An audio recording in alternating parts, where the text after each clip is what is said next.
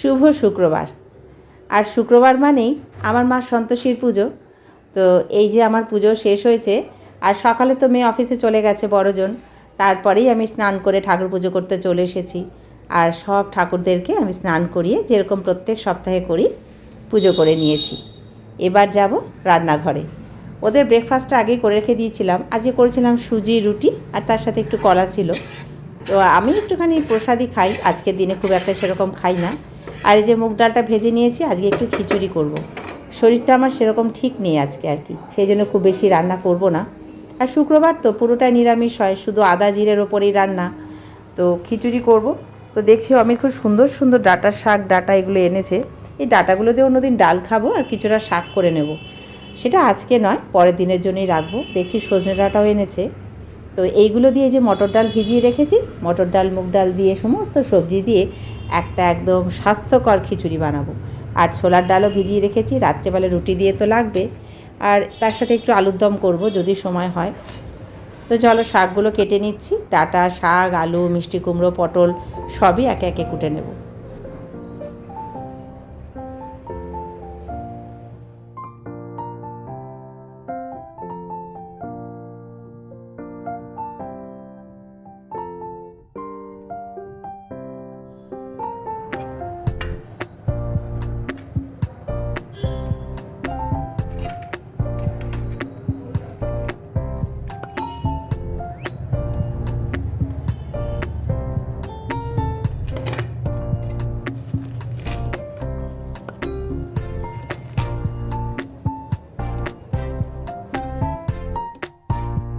হাঁড়িতে জল গরম হওয়ার পরে সবজিগুলো দিয়েছিলাম, একটু সেদ্ধ করে নিয়ে এই ডাল চাল সব ভিজিয়ে রেখেছিলাম সেগুলো দিয়ে দিলাম।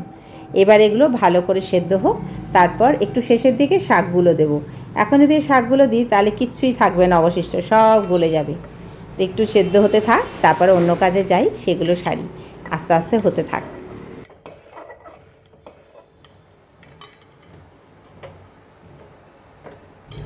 চাল ডাল প্রায় গলে গেছে, এবার শাকগুলো দিয়ে দিলাম। সব দিয়ে একদম ফুটিয়ে নেব। আর আমার ঐশ্বর্য যেহেতু খিচুড়ি খেতে ভালোবাসে না, ওর জন্য সেদ্ধ ভাতটা তুলে রাখলাম। কিছুতেই খিচুড়ি খেতে চায় না জানো। আমার আর অমিতের জন্যই করলাম।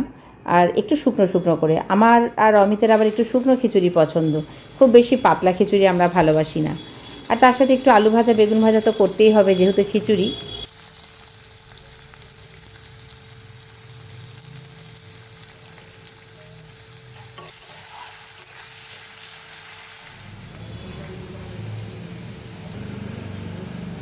বেগুনটাকে একটু লবণ আর হলুদ দিয়ে মেখে রেখে দিই, তাহলে ভাজাটা তাড়াতাড়ি হয়ে যাবে।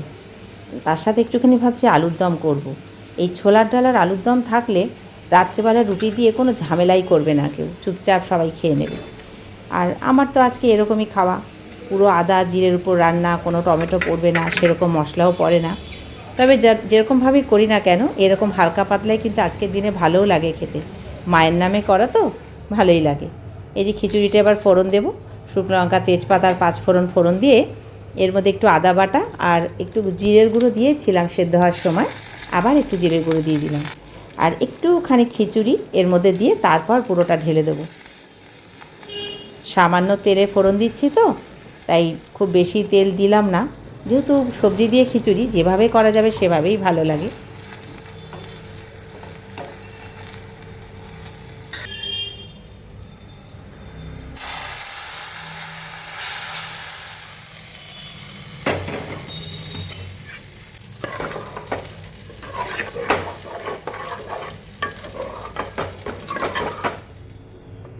ব্যাস একটুখানি ঘি দিয়ে দিলাম, এতেই হয়ে যাবে।